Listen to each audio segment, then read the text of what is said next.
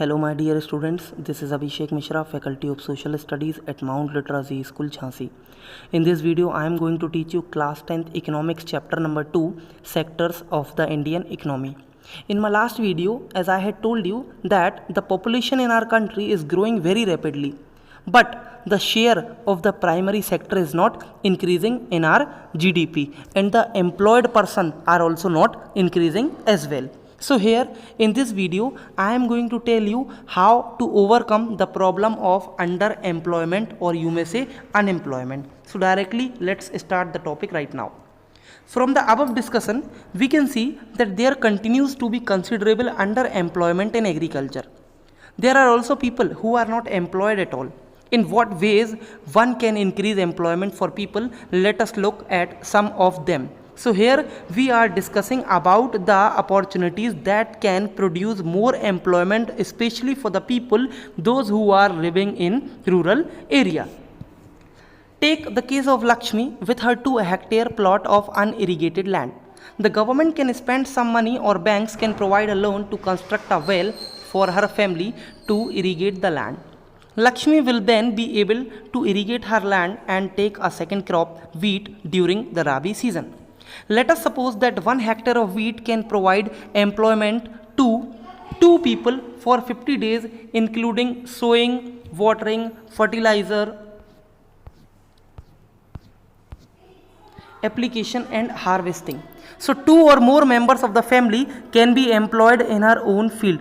Now suppose a new dam is constructed and canals are dug to irrigate many such farms. This could lead to a lot of employment generation, with the agriculture sector itself reducing the problem of underemployment. So what it has been told to us, that by construction activities,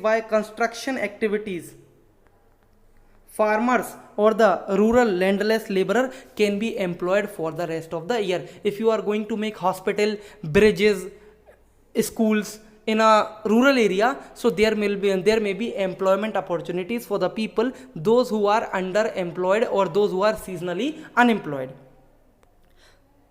Now suppose Lakshmi and other farmers produce much more than before. They would also need to sell some of this. For this they may be required to transport their products to a nearby town. If the government invests some money in the transportation and storage of crops, or makes better rural roads so that many trucks reach everywhere, small farmers like Lakshmi, who now have access to water and can continue to grow and sell their crops. Government can start the transportation sector also in rural areas. Government जब transportation sector में investment करेगी तो किसानों को क्या होगा, वो अपनी क्रॉप्स जो हैं वो रीजनेबल रेट में सिटीज तक पहुंचा के वहां पर बेच सकेंगे. When the transportation is not there in rural areas, most of the farmers are exploited by the rich landlords, because these rich landlords purchase the crops by the farmer in lower prices. So by this government can do something good for the welfare of the farmers. This activity can provide productive employment not to just farmer but also others such as those in services like transport or trade. तो इससे एक दोहरा लाभ हो जाएगा क्या, कि farmer पहली बात तो शहर जाके अपना सामान बेच लेगा, दूसरा वो लोग जो इस ट्रांसपोर्ट सिस्टम में इन्वॉल्व होंगे कहीं ना कहीं उन्हें भी इनकम के साधन मिल जाएंगे. Lakshmi's need is not confined to water alone. To cultivate the land, she also needs seeds, fertilizers, agricultural equipments and pump sets to draw water. Being a poor farmer, she cannot afford many of these. So she will have to borrow money from money lenders and pay a high rate of interest. Mainly क्या होता है हमारे यहाँ किसानों के पास जो investment जिसे हम कहते हैं, ये करने के पैसे नहीं होते हैं. Farmers do not have capital to start or to do their farming in the most appropriate manner, and for this they used to take loans from the informal sector like their friends, relatives, landlords or merchants, or by rich farmer, and this is called as informal sector of loan. This is called as informal sector of loan, and in this sector farmers have to give much of the interest to the landlord, so they are exploited by them.